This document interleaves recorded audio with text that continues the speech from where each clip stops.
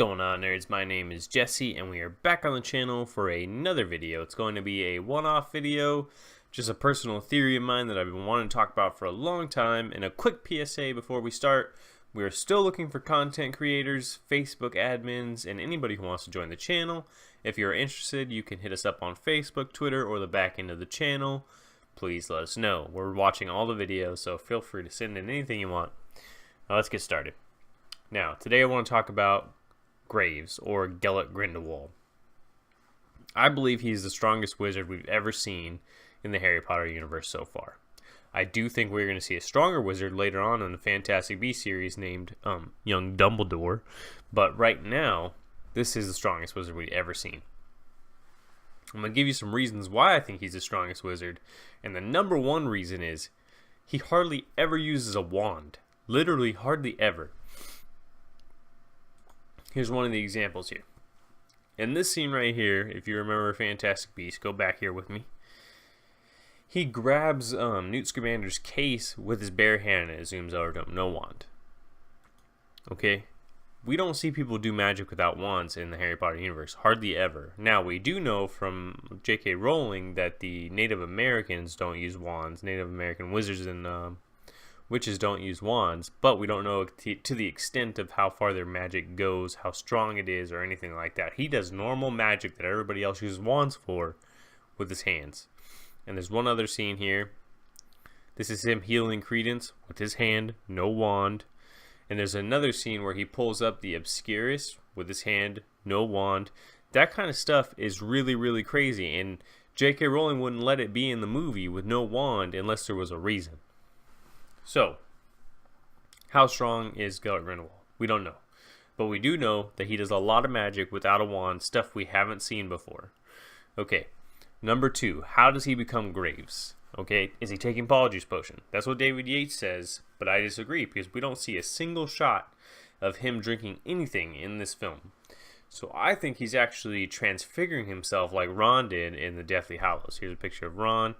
Now, Ron obviously not as strong as Grindelwald. He just gives himself a beard and some hair, and that's it. Whereas Grindelwald's able to transfigure himself all the way into Graves, therefore not needing Polyjuice. Because if he has to use Polyjuice, he has to keep Graves alive. He has to keep him around so he can keep getting his DNA to keep making the Polyjuice Potion. So I think that Grindelwald, being the crazy person he is, he doesn't care. He doesn't need him. Kill him, get him out of the way. He's not a big inconvenience for you.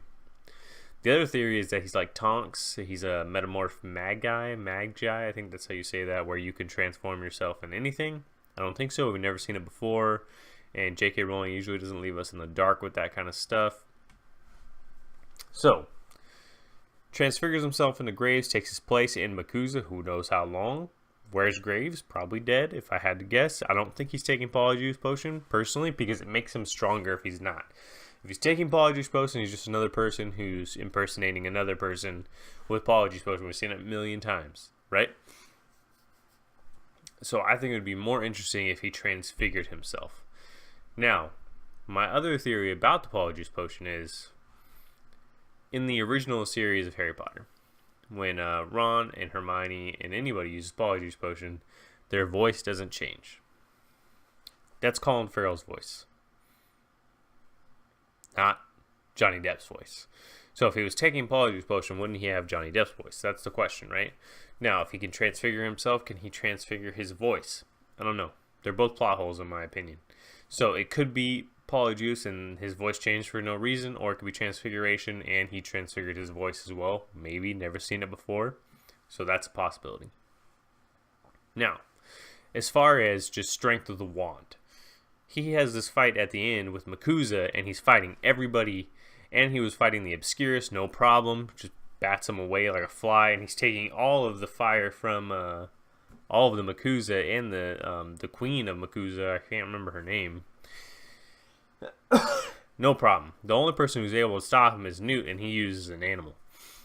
And when Newt does the Revelio charm, I don't know if that works on Polyjuice Potion, because Polyjuice Potion's a potion, not a form of magic, not a spell, right? The spell would be like Transfiguration. So that's another reason why I think it could be Transfiguration. But maybe Revelio works on Polyjuice Potion as well. So those are some of my reasons why, and all the. Oh wait, one more, guys. He doesn't have the Elder Wand yet. When we see Dumbledore fight Voldemort in the Order of the Phoenix, and there's that big fight, and it's incredible, and it's obvious that Dumbledore is more than capable of holding his own with Voldemort. So this is one of my other opinions here. Voldemort is supposed to be the strongest wizard. He's not, though, in my opinion. I think Dumbledore is stronger than him, and maybe even Harry is stronger than him. So if they're stronger than him, and Grindelwald is able to fight Dumbledore, then he should be the strongest wizard right now, because we haven't seen young Dumbledore. We've only seen old Dumbledore, who may be strong, but not as strong as he was when he was in his 20s or 30s, right? So I think the strongest wizard we're going to ever see in the Harry Potter universe is going to be young Dumbledore in the next Fantastic Beasts movie. And I can't wait, man. It's going to be super fun to watch. Seeing that Dumbledore-Voldemort battle directed by David Yates, and David Yates is going to do the Fantastic Beasts films as well, makes me really excited to see something crazy come out of that. So, in that fight with Dumbledore and Voldemort, he has the Elder Wand. Okay, so he's obviously at a strong advantage. We do not see the Elder Wand in Fantastic Beasts, but we do see the Deathly Hallows necklace from Graves. So this might be before he's had all the Hallows, or maybe he has a couple of the Hallows, and he's about to meet Dumbledore, or already has met Dumbledore to hunt down the rest of them. So that's where we're at with Grindelwald. I think he is the strongest wizard we've seen in the Harry Potter universe so far, even if it's not by like a technicality, just by the stuff he's done.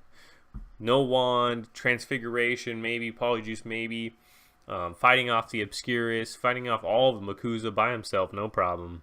Those are the things that lead me to believe that he is the strongest wizard we've seen in the Harry Potter universe. Don't forget to leave a like, don't forget to subscribe to Nerds Rise, show me some love in the comments, and don't forget to submit your videos if you want to be a part of the channel. If you like this video, please let me know, and I will catch you guys on the flip side. Later.